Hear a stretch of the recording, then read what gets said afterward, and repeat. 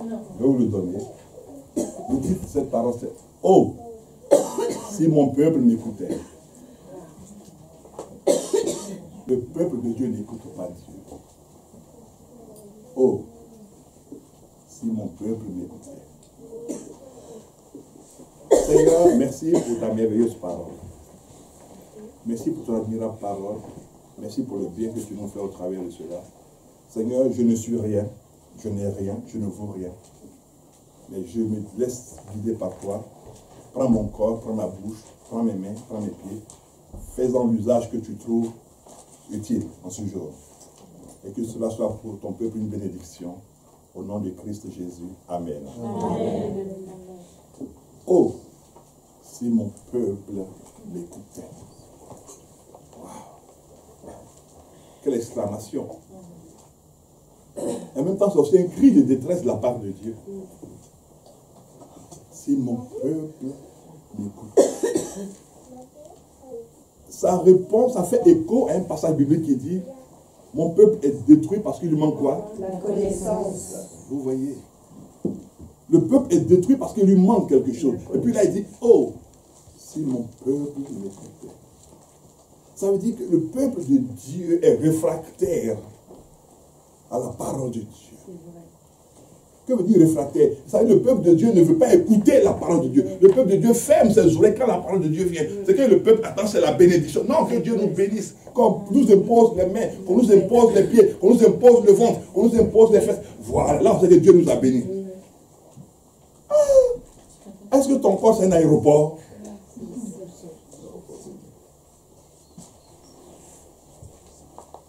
Ton corps n'est pas un aéroport. Pourquoi on t'impose les mains, les pieds, le ventre, tout ça?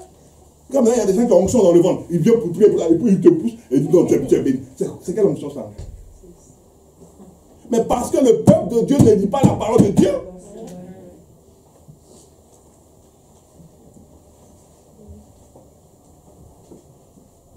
Il dit, oh, si mon peuple m'écoutait. Wow. Si mon peuple, c'est-à-dire ceux sur qui mon nom est invoqué, m'écoutait. S'il prenait le temps d'écouter ma parole, d'écouter ma voix, s'il prenait ce temps-là, si on prend chacun d'entre nous, dans le jour, il y a 24 heures. Il y a 24 heures divisé par 3, ça fait 8 heures, 8 heures, 8 heures. On prend chacun d'entre nous. Et puis, on essaie de séquencer ces 8 heures personnelles. On va voir que la Bible, dans ces 8 heures personnelles, 8 heures, la personne va avoir à peu près 3 minutes d'étude de Bible. Sur 8 heures. Wow. Mais 8 heures de travail. Non, mais ça, il faut qu'on gagne l'argent. Il faut que je donne 8 heures. Mais les 8 heures de ta propre liberté, qu'est-ce que tu fais? 3 minutes de la lecture. Là. Même 3 minutes, c'est encore trop. Il y en a qui prennent, bon, comme on a dit parole de l'année, ils cherchent la parole de l'année. Amen. Hop. Bon, maintenant, on va faire quoi? On va mettre quoi à la télé? On va regarder quel film? On va regarder quoi? Mais la relation avec Dieu, on va décoller. Non. Arriver à l'église, on va prier, on va chanter. Non, mais Dieu a béni notre papa, parce que si papa vient, ton père, il n'a rien, il n'a rien, et puis il ne vaut rien. Il était couché à l'hôpital là-bas. Donc, quand quelqu'un est peu là, il n'est pas couché à l'hôpital. Jésus n'a jamais été hospitalisé. Donc, pendant que tu consultes ton père matin, tu vas dire non, il est hospitalisé. Tu fais comment? Le Seigneur, pourquoi? Il va dire, mais parce que, tu regardes. Il va dire, je l'ai mis là-bas pour que toi, tu te lèves pour prier aussi. Ah, celui qui priait, non. Il dit, et toi, tu n'as pas une bouche. Tu n'as pas des pieds, tu n'as pas des mains pour imposer les mains aux autres aussi. Ah, Seigneur, moi aussi. Pourquoi pas toi aussi? Il dit, oh, si mon peuple m'écoutait. Si mon peuple m'écoutait. On n'écoute pas Dieu. On n'aime pas écouter Dieu. Et ça ne date pas d'aujourd'hui. Quand le peuple est sorti d'Égypte et qu'il est arrivé dans le désert où Dieu avait prévu sa rencontre avec ce peuple-là, ils ont dit quoi? Ils ont dit, Moïse, ces paroles sont trop dures, toi va l'écouter, puis viens tu vas nous raconter un peu. Donc ça veut dire que ce que Moïse, toi, tu vas entendre, ça va être dur pour toi. Mais quand toi, tu vas venir, tu vas assouplir ça pour nous donner. Donc, ça veut dire que Dieu dit, je suis fâché contre vous, je ne suis pas d'accord avec vous. Mais quand toi, tu viens, tu dis, écoutez, vous avez énervé Dieu, Dieu n'est pas content. Donc, ils n'ont pas l'intensité de la colère. Mais c'est Moïse qui a l'intensité, la colère de Dieu. Et puis lui vient maintenant, il traduit ça en mots humains pour dire, bon, Dieu n'est pas content de vous, mais repentez-vous. Ah mais non, ça, toi tu es un bon serviteur Moïse. Parce que quand tu nous parles, ça nous fait du bien. Bon, allons, dégageons, allons faire la fête là-bas. Moïse va encore aller voir Dieu. Lui, il est en relation avec Dieu. Dieu connaît son adresse. Et toi alors. Quand est-ce que Dieu ira à ta maison pour te parler pour moi aussi? Moi aussi, j'ai besoin que quelqu'un vienne me dire, ah, parce que Dieu m'a dit. Dieu dit, tu as péché, répands-toi. Amen, je ne me répands. Dieu dit, tu as péché, mais il dit, maintenant, mets-toi à côté. Je me mets à côté. Dieu dit, tu as fait ça. Voilà. Mais personne. Il dit, oh, c'est mon peuple. M'écoutez. Allons dans le psaume 81.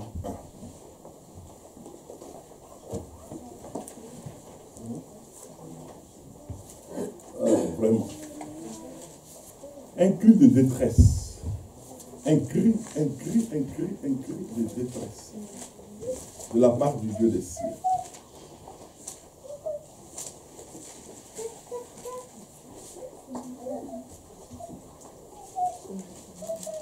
Psaume 91 et 81, pardon.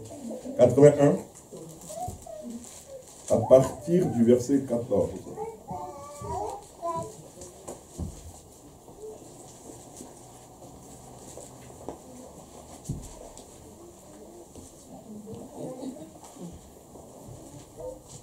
Je lis la parole de Dieu.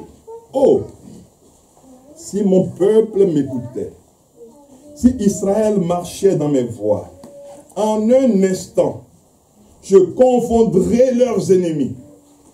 Je tournerai ma main contre leurs adversaires. Est-ce que vous vous rendez compte?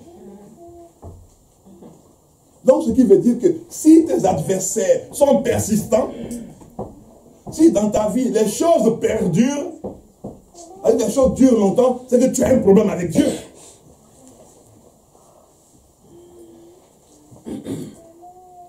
C'est que tu as un problème véritable avec Dieu. Et dit, si mon peuple m'écoutait, j'allais confondre ses ennemis. Il allait accepter d'être dépendant. Il allait accepter de dépendre de moi. Et comme il dépendrait de moi, alors là maintenant, je me lèverai, moi le Dieu Tout-Puissant, pour aller contre ses ennemis. Mais le peuple n'écoute pas Dieu.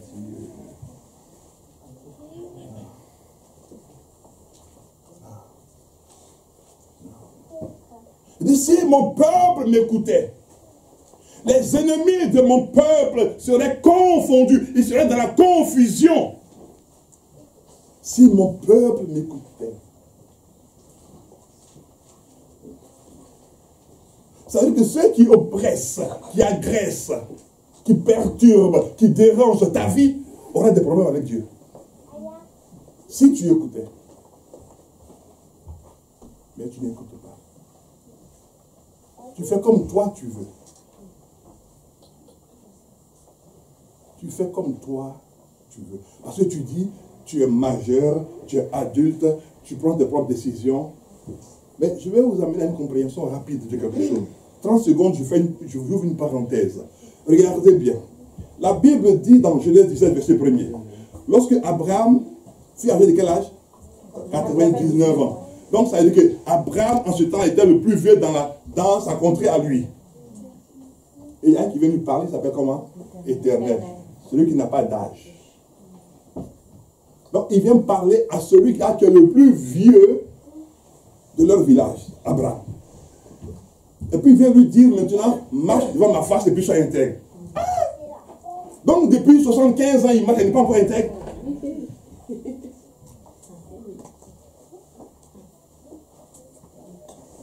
75 ans, 99 ans, 24 ans, il n'est pas encore intègre. Il n'est pas encore fidèle. Mais il y a une chose que Dieu voulait lui dire. Isaac n'était pas encore arrivé. Donc sois intègre parce qu'Isaac est en chemin. Amen. Parce que tu vas avoir une opposition, mais sois intègre, ne fléchis pas le genou, lève-toi dans la prière et tu verras comment je vais confondre l'esprit de stérilité dans la vie de ton épouse. Lève-toi, parce qu'il dit maintenant, sois intègre, lève-toi et ne fléchis plus le genou pour pleurer. Lève-toi et marche maintenant, redresse-toi, que ceux qui rient, laisse-les rire. Et maintenant tu verras. Et il a dit, ça s'appelait comment? Abraham, après il a dit Abraham. Parce qu'il allait avoir quoi? De l'opposition. Les gens allaient commencer à faire quoi? À rire pour dire, ah, lui aussi. Un vieux comme ça, il dit après sa femme maintenant, Sarah. Les gens lui ont dit, il gît. Un vieux comme ça, après sa femme, Sarah. Regardez. Et puis il a dit, Abraham.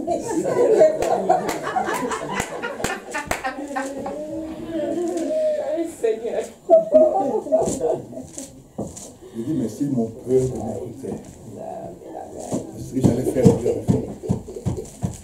Si mon peuple m'écoutait. Parce que Abraham a 99 ans. Depuis 75 ans, il est en train de marcher avec l'Éternel, le Dieu tout-puissant, le Dieu tout-suffisant, El Shaddai, le Dieu tout-suffisant, tout-puissant, qui n'a besoin de personne. Mais donc tout le monde a besoin. Il n'a besoin de personne. Mais tout le monde a besoin de lui. Donc ce Dieu dit à Abraham, il dit maintenant marche devant ma face. Mais pourquoi il doit marcher? Parce qu'il doit marcher vers la bénédiction. Parce que Isaac, elle marche vers la bénédiction. Il dit tu vas marcher maintenant et tu dois être intègre. Tu ne dois pas changer ta manière de parler avec moi. Tu ne dois rien changer parce que maintenant est arrivé le temps de la bénédiction. Là quand le temps de la bénédiction arrive, les réalistes se préparent aussi. Les attaques se préparent aussi. Si Dieu a dit marche, sois intègre, ça dit qu'il va avoir des attaques. Parce que quand il va changer le nom Abraham, les voisins d'à côté vont dire bien ma copine, elle est affairée, tu n'es pas au courant. Affairage.com. Ne sois jamais dans affairage.com. Sois dans la parole de Dieu. Parce que ceux qui étaient dans affairage.com, ils vont être en train de s'affairer, et puis le Saint-Esprit de Dieu va passer sur leur tête pour atteindre maintenant celles pour qui ils sont en train de s'affairer. C'est pour ça que vous avez trouvé toujours des gens à l'église, ils sont là depuis 40 ans. Leurs cheveux blanchissent, mais ils n'ont aucun témoignage. Ils sont là pour dire toujours, mais tu sais, nous, il y a longtemps dans l'église, on a eu le pasteur il y a longtemps. Mais depuis là, toutes les paroles qu'il a dit là, on ne voit rien se réaliser. Oui, mais ce sont les gens qui sont comme au temps d'Abraham. Parce que pourquoi Dieu a dit à Abraham, sois intègre. Ça veut dire qu'il ne t'occupe de personne. La bénédiction n'est pas collective. Amen. Elle est individuelle, personnalisée, elle est ciblée. Elle est individuelle, personnalisée, elle est ciblée. Dieu ne dit pas, vous tous là, soyez bénis en même temps, et puis chacun reçoit. Oh! Non, non, non. Elle est individuelle, personnalisée, elle est ciblée. Dans une famille de 40 personnes, Dieu peut bénir une seule personne, et puis après cette personne maintenant, son rayonnement maintenant éclaire toute la famille. Vous voyez, donc elle est individuelle, personnalisée et ciblée. Si toi tu écoutes ce message aujourd'hui, ça veut dire que Dieu fait de toi cette personne dans ta famille. Amen. Il veut passer par toi pour toucher, pour bouleverser, pour renverser les fondements anciens, afin que, comme Abraham a marché avec intégrité et fidélité, ta vie impacte, ta vie attaque, ta vie touche tes parents, afin que tes parents sachent que l'Éternel, ton Dieu, est le véritable Dieu. Il n'y a pas d'autre Dieu que ce Dieu-là. Il dit, oh, si mon peuple m'écoutait. Il dit, si mon peuple m'écoutait. Et maintenant, il y a une chose qui spécifie. Il dit, si Israël marchait dans mes voies. Alléluia. Il dit, si Guy marchait dans mes voies. Si Justine marchait dans mes voies. Si Albertine, parce que les voies du Seigneur, ce ne sont pas les voies que tout le monde emprunte. Il dit, si tu marchais dans mes voies. Parce que marcher dans la voie veut dire, si tu comptais sur moi. Si tu t'appuyais sur moi. Et si tu n'espérais qu'en moi seul. Si tu comptais sur moi. Si tu t'appuyais sur moi. Et si tu n'espérais qu'en moi seul. En dépit de tout ce que tu peux rencontrer comme opposition. Comme attaque. Et qu'est-ce qu'il dit? Il y a une conséquence à cela. Parce que quand Dieu fait un choix, il y a une conséquence. Il dit, en un instant, je vais donner une fête pour tes ennemis, c'est ça, non? On va faire un buffet, on va manger, ceux qui t'agressent, je leur dis félicitations de l'avoir agressé. Il dit, en un instant, je confondrai. Donc, vous voyez, c'est-à-dire en un instant, ceux-là même qui sont en train de concocter, de fomenter, de préparer des complots contre toi, ils vont avoir en un instant une confusion en leur sein. Ils vont rien comprendre, mais qu'est-ce qui se passe? Mais nous, on avait tout préparé pour détruire sa vie, pour détruire sa maison, pour détruire ses enfants, pour détruire ses entrailles. Mais en un instant, ils seront dans la confusion. Ils vont se demander, mais qu'est-ce qui nous arrive? Pourquoi on n'arrive plus à atteindre cette personne? Oui, mais parce qu'elle marche dans la voie de l'Éternel, son Dieu. Et comme elle marche dans la voie de l'Éternel, son Dieu est en train de la défendre et il confond ses ennemis. Quand la Bible dit quand Dieu se lève, ses ennemis se dispersent. Et ils se dispersent, il dit, mais c'est pas possible. Mais toi, comment tu es? Qui es-tu? Alléluia.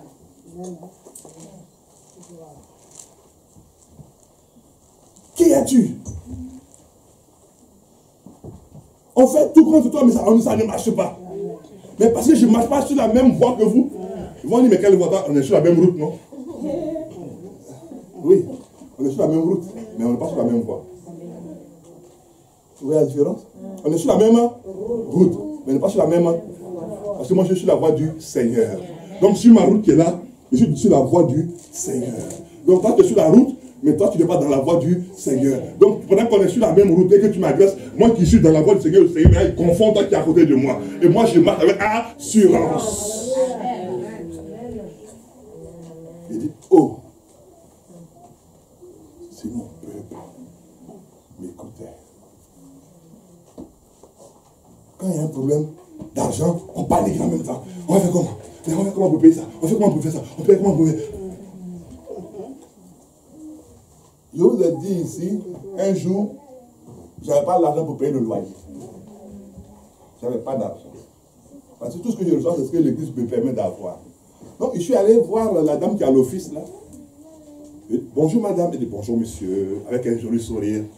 Elle dit, bon, je vais vous dire qu'aujourd'hui, je ne peux pas payer votre loyer. Elle dit pardon. Le sourire a disparu. Elle dit non, mais je n'ai pas l'argent pour payer votre loyer. Elle dit, ah bon? Alors comment est-ce qu'on va faire cela? Et le mois prochain, je paierai. Ah bon, mais donc déjà, ça fait une chose de régler. Bon, donc je lui dis, si on peut faire un échéancier pour apurer cette dette, je paye le loyer, et puis après on fait. Elle dit, ah mais ça me convient. Quelqu'un à qui je dois qui est content parce que je lui dis, on va faire un échéancier. Parce que nous, dans notre pays, la France, on est omnibulé. Il faut travailler pour l'argent. Et puis après, quand ça ne va pas, on déprime maintenant, on déprime. Quand ça ne va pas, on dit non, il faut que je me tue. Le diable tue toi parce que tu ne sers à rien. C'est faux. Tu seras quelque chose. Amen, amen, amen. Tu n'as pas été créé pour que tu sois travail. Et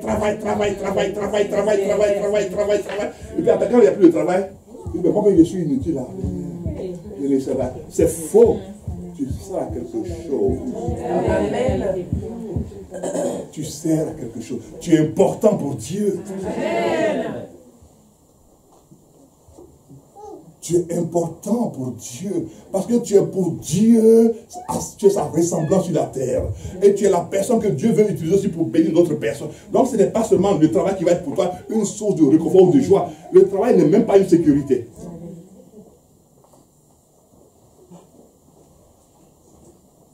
Parce que même ceux qui ont leur propre emploi, ils sont en insécurité à propos de l'emploi qui est employé. Vous voyez, une chose qui est importante, il dit, en un instant, je confondrai tes ennemis. En un instant, en un laps de temps, que tu ne peux même pas maîtriser, tu vais confondre tous ceux-là. Il y en a qui sont dans les coins, qui sont allés dans les recoins pour fomenter des complots contre ta maison, contre ta vie, contre ta personne. Mais pour que cette chose se produise, marche dans ses voies. Marche selon sa parole. Marche selon ses commandements. Marche selon ses prescriptions. C'est ça sa voie. Vous voyez, il y a la route, et puis il y a sa voie. Marche selon ses commandements, selon ses prescriptions, selon ses ordonnances. C'est ça sa voie.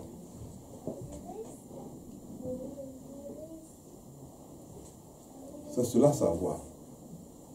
Allons voir Malachie. Bon, rassurez-vous, pas vous parler de la dîme, hein, parce que quand on dit Malachie, oh oui. La fois dernière, j'étais avec ma fille Madeleine ici, on priait, et puis il a dit, on prend Malachie, c'est pour la dîme et les offrandes.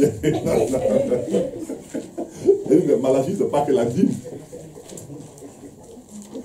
Il y a des paroles puissantes dans Malachie que vous ne cherchez même pas à voir. Hein.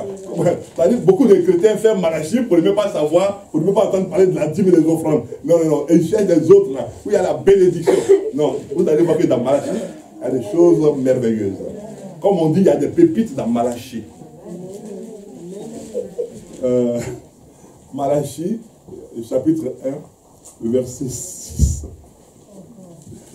Oh Seigneur, les enfants de Dieu sont terribles.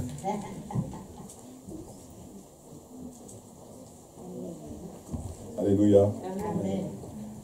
Voilà. Qui dit ceci: un fils honore son père et un serviteur son maître. Si je suis père, où est l'honneur qui m'est dû? Si je suis maître, où est la crainte que l'on a de moi? Ça, c'est une bonne question. Là, on peut donner ça au bac en philosophie.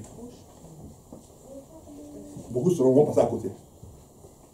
Et si je suis père, où est l'honneur? Si je suis maître, où est la crainte? Il expliquait un jour à quelqu'un, par rapport à son raisonnement, il était confondu. Il n'avait pas préparé de réponse.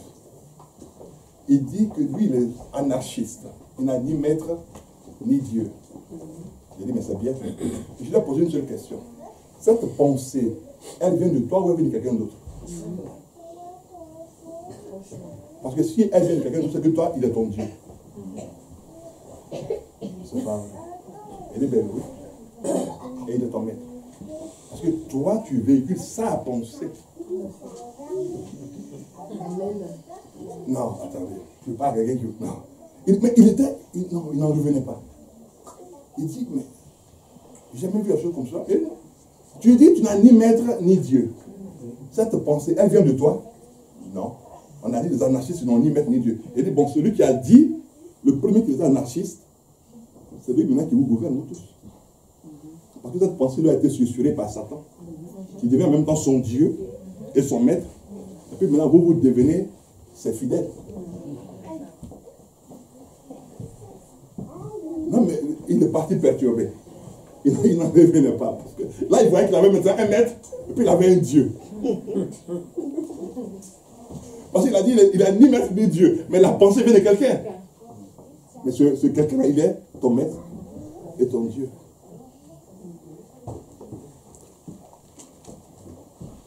Il y a quelqu'un qui dit, non, moi, je ne crois en rien, je ne crois pas en Dieu.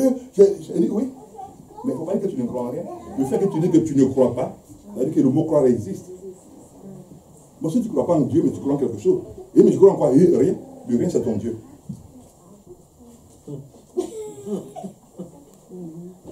Il dit, mais attends. Il dit, mais bien sûr. Parce que tu te soumets au rien. Et tu obéis au rien. Et tu marches selon les principes du rien. Le gars m'a fait. Il me demande, tu es comment? Il dit, moi, je ne suis rien. Moi, j'obéis à Jésus. Je suis l'esclave de Jésus. Au moins, moi, je connais mon maître. Mais toi, tu dis que tu n'as pas de maître, mais il y a un maître qui est sur toi.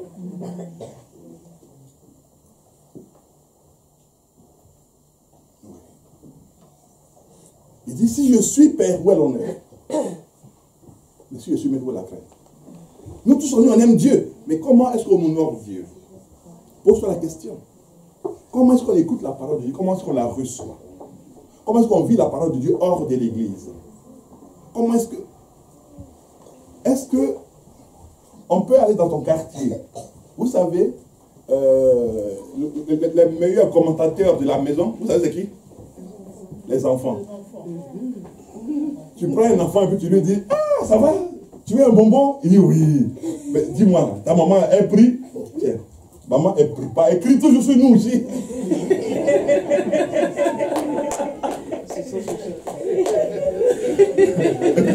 Elle a pris, même elle dit non, on a prié. Et tu appelles l'autre bonbon. Le papa est pris. Papa, non, ne veut pas. Lui, regarde toujours des matchs de football.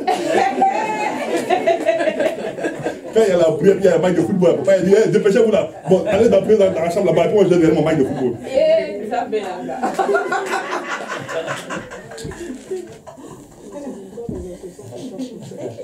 Si je suis père, où est l'honneur? Si je suis père, où est l'honneur? Et si je suis maître, où est la crainte?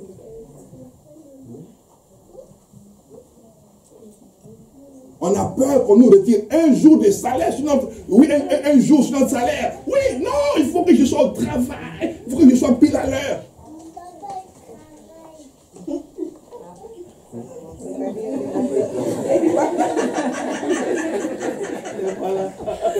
Voilà, ouais.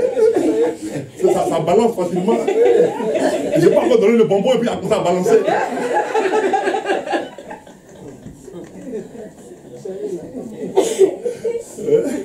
Vous voyez, je n'ai pas encore donné le bonbon, je donne le bonbon alors, raconte tout. Alléluia.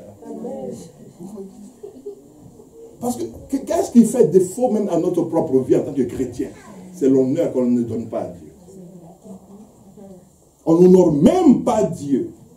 Mais on honore notre patron. Comment? En fait, moi, le chèque sort de lui. Ouais, maintenant, tu as le chèque et puis tu es hospitalisé. Le chèque là, tu le touches comment?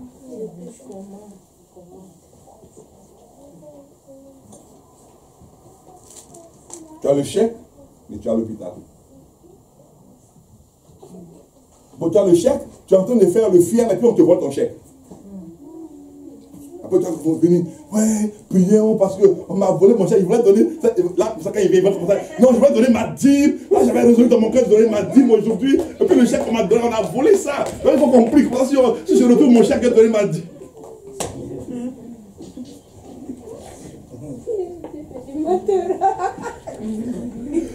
Et puis c'est là que tu viens avec un chant. Toi tu dis non. Tout le monde dit que tu y as moi tu mens. Il dit non. Moi pour la fois là tu mens. Là tu mens. Là tu mens. Et puis là tu dis mais les gars on va chanter non. Non il dit non tu mens. D'habitude tu viens dans les pieds dans la maison. Aujourd'hui là tu es prêt pourquoi? Parce que cette affaire te concerne. Après tu dis, ouais, mais il y a des faux chrétiens comme ça. On dit, on va prier, puis tu ne veux même pas pour prier. Parce que aujourd'hui tu es concerné. Alléluia. Amen. Il dit, mais si je suis père, où est mon père?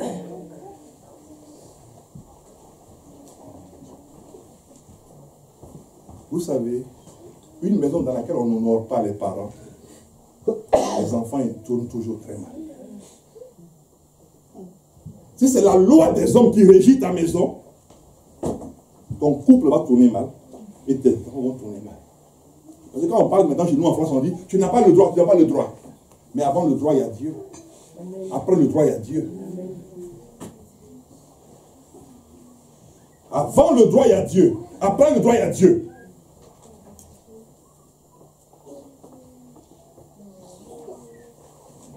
On dit non, nous on est un pays laïque, mais soyons laïcs, mais il y a Dieu. Soyons tout ce qu'on veut, mais il y a Dieu.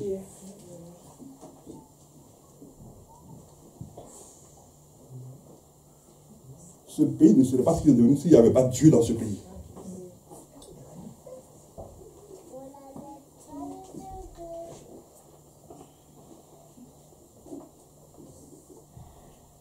Avant la loi des hommes, il y a Dieu. Il dit, mais si je suis père, où est l'honneur? Dieu n'est pas un criminel, n'est pas un meurtrier. Aujourd'hui, les hommes se donnent des droits pour dire que non, il faut intervenir dans tel pays, il faut intervenir parce que chacun veut combattre pour ses intérêts. On sème le désordre, le chaos. Et puis nous, on dit non, si nous on est laïcs, on marche comme ça. On sème le désordre partout. Et c'est nous, on dit non, nous on est corrects, hein, nous sommes les bons penseurs. Non, il dit si je suis père, où est mon père? Parce qu'ici, il y a des mystères qu'on ne doit pas prêcher, on doit prêcher la bonté de Dieu. Non. Dieu a toujours été bon. D'éternité en éternité, il est bon. Mais il dit qu'il faut marcher selon ses voies. Donc il faut changer de voie. S'il dit de marcher selon ses voies, ça veut dire que nous devons changer de voie. Non, ça veut dire qu'on ne marche pas selon ses voies. On doit marcher maintenant selon ses voies.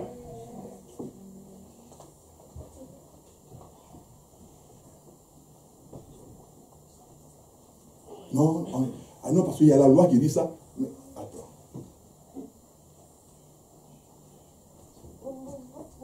Dieu dit qu'il n'aime pas. Il dit, toi, tu es là pour être une bénédiction dans ce pays. Amen.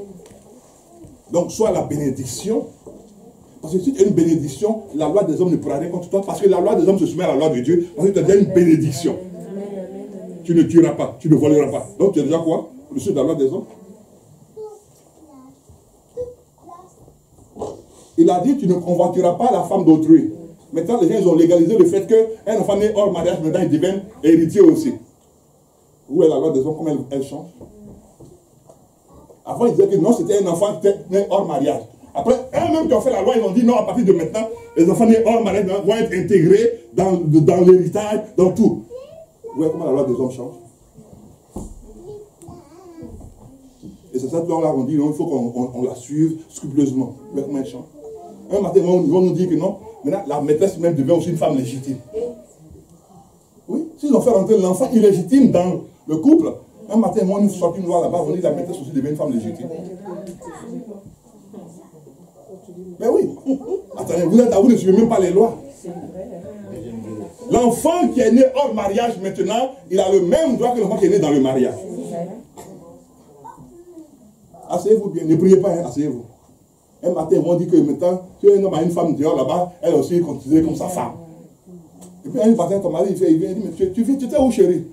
Oh, j'étais chez ma deuxième femme. Depuis quand tu as une deuxième femme? Ah, mais tu n'es pas au courant? La loi dit maintenant que j'ai droit à une deuxième femme. Hein? La loi a dit ça. Oui. Bon, tu dis, bon, ok, mais moi je vais prendre la loi qui ne change pas. La loi qui ne change pas dit que tu dois avoir une seule femme. Amen. Alléluia. La loi qui ne change pas dit que tu dois avoir une seule femme.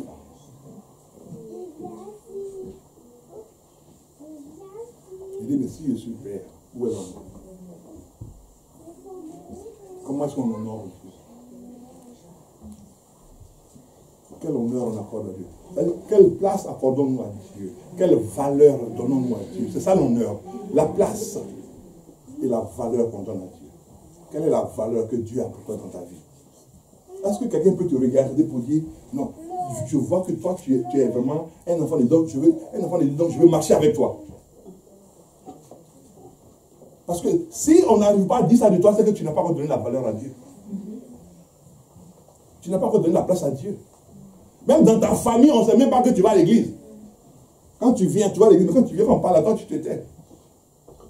On parle, tout le monde parle, ça parle mal, ça parle en désordre, tu es là, tu te tais. Ah, ce sont les gros païens seulement, là, ils vont parler entre eux. Mais toi qui es enfant de Dieu, toi tu dis quoi?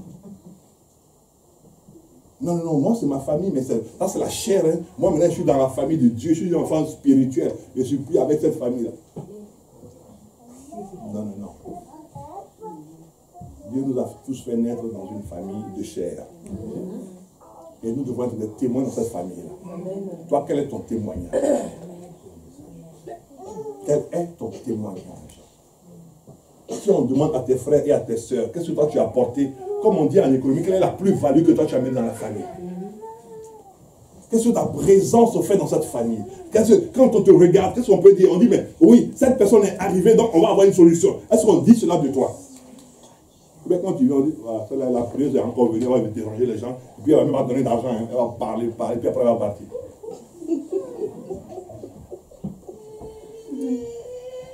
Il y a des chrétiens qui font que les gens haïssent Dieu. Parce qu'honorer Dieu, c'est le valoriser. Honorer Dieu, c'est dire ses merveilles. Honorer Dieu, c'est dire sa bonté. Honorer Dieu. Et quand quelqu'un t'entend parler de Dieu comme ça, de ses merveilles, vous voyez, à la Pentecôte, il parlait en langue. Et puis les gens disaient, mais comment peuvent-ils dire des merveilles de Dieu dans nos langues? Mais c'est ça, honorer Dieu. Même si ton mari est non-croyant, mais dans ton comportement, il voit que tu honores Dieu, mais il va dire, ah, la femme là, elle a changé. Depuis qu'elle va à l'église, elle a changé. Je vais appeler son pasteur pour lui demander qu'est-ce qui s'est passé là. Parce que ma femme que je connais là, ah non. Ma femme, je dis un mot, elle a dit 5 mots déjà. Le temps que je crois qu'on dit le deuxième mot, elle a déjà dit 15 mots. Mais aujourd'hui, elle ne parle même plus.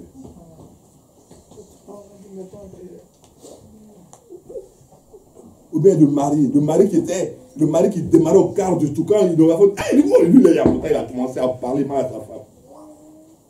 Aujourd'hui, le mari devient un homme paisible. Un homme affable. Pas affable, mais affable. Et avec qui on a plaisir à rester. Oui. Et quand les enfants te regardent, ta femme te regarde, elle est contente. Elle dit, ah Seigneur, merci, tu as changé ma maison. Beaucoup de femmes ont amené leur mari au Seigneur par le comportement, pas par la prédication. Parce que le comportement parle plus que la prédication. Parce que nous, on aime prêcher. Oui, la Bible dit, tu vas faire ça, tu vas faire ça. Bon, toi, tu fais quoi? Non, moi, je te dis comment Dieu fait. Toi, tu fais. Moi, je te dis, toi, tu fais. C'est pas ça, honorer Dieu. Honorer Dieu, c'est dans le comportement. Même dans l'honneur que tu adresses à Dieu, on peut te piétiner, mais tu ne réagis pas. C'est pour ça que la Bible nous appelle les brebis.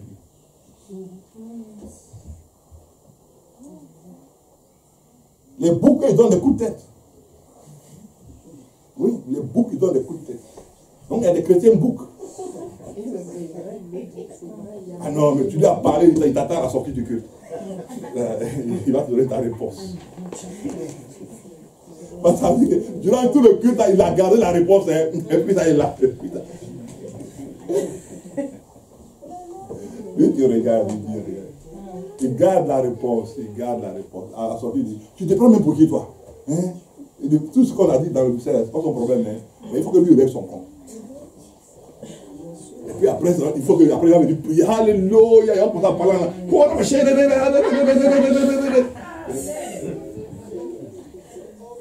Où est l'honneur? Vous voyez comment nous-mêmes on se ment, on ne ment pas à Dieu. On se ment. Et dit, si je suis Père, où est l'honneur? Où est l'honneur?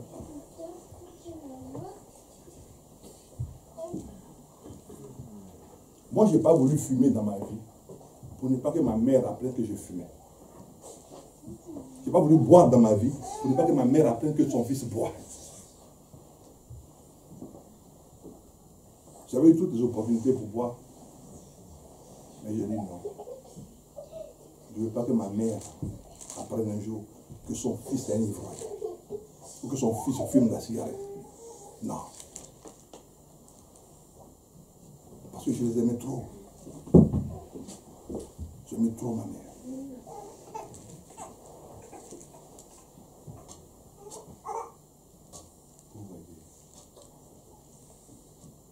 Et je voulais être très bon à l'école. Parce que j'aimais ma mère. Je voulais qu'elle soit fière de moi.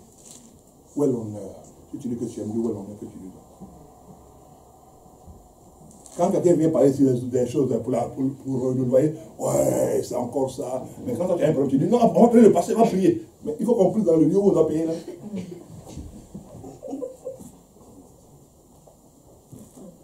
Où est l'honneur? Il dit, oh, c'est mon peuple m'écoutait. Où est l'honneur? Aujourd'hui, l'alcool, ça ne me dit rien toujours. La cigarette non plus. Quand j'étais plus jeune, quelqu'un m'avait proposé de l'argent pour que je boive un verre de bière avec lui. Je lui ai dit non. Je lui ai dit que je ne bois pas. Il dit non, mais écoute, tiens, bois et puis je donne 5 000 francs. C'est CFA. Je lui ai dit non, je ne bois pas.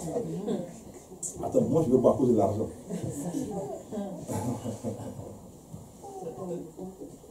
Où est l'homme? Les parents veulent être honorés. Nous, tous les parents veulent être honorés. Mais on n'honore pas le père de tous les pères. On ne l'honore pas. Comment est-ce que l'honneur peut nous être redescendu? C'est ce que tu sèmes, que tu moissonnes. Si tu honores le père de tous les pères, tes enfants auront plaisir à t'honorer. Oh, si mon peuple m'écoutait. Si mon peuple m'écoutait. Si mon peuple m'écoutait.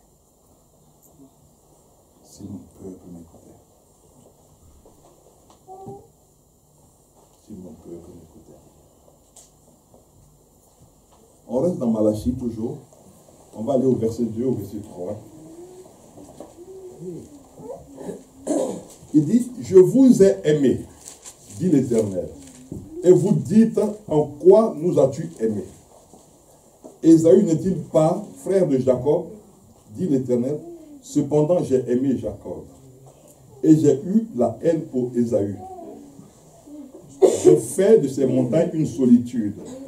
J'ai livré son héritage au chacal du désert. Regardez. C'est-à-dire, Dieu est en train de te démontrer comment lui, il t'aime. Il dit, il a fait de toi son choix. Est-ce que tu réalises quelque chose? Ça veut dire que ce n'est pas toi qui l'as choisi, c'est lui qui a fait de toi ta personne détestable, ta personne méprisable, ta personne nulle. Tout ça, c'est lui qui a fait de toi son choix.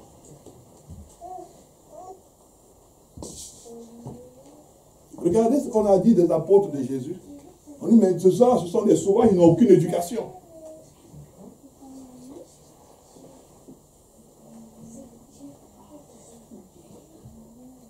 Pourquoi des gens qui sont plus ou moins aisés dans notre société, les gens qui sont plus ou moins des savants dans notre société, ils ne veulent pas venir dans les églises où on chante, on saute, on crie. Ils disent non.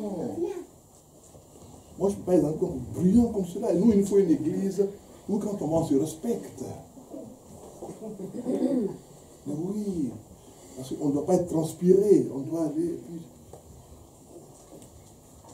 Mais on ne doit pas. On ne doit pas être dans une église de fous. Ça, ce sont des fous, ce sont des malades. Non, comment on peut être avec des gens comme cela?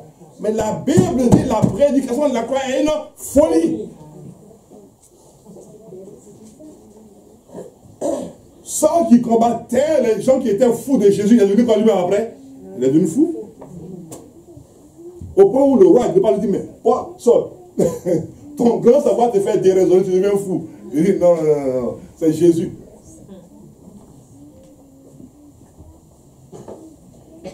C'est la prédication de la croix. Il dit, j'ai choisi, je t'ai choisi, tu es mon choix, tu es mon élection. Il dit, mais tu es mon choix pour être une bénédiction dans ta famille. Tu es mon choix. Mais si tu es le choix de quelqu'un, mais prends soin du fait que tu sois un choix.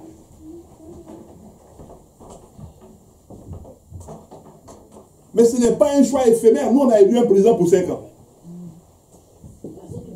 On a mis, il y a 2 qui étaient là pour 5 ans. Après les 5 ans, on les a valés. On a mis un autre encore 5 ans. Lui, il est là encore pour 5 ans. Mais lui, tu es son choix. Et lui, s'appelle éternel. Donc, tu deviens un choix. Oui, non. Acclame le Seigneur.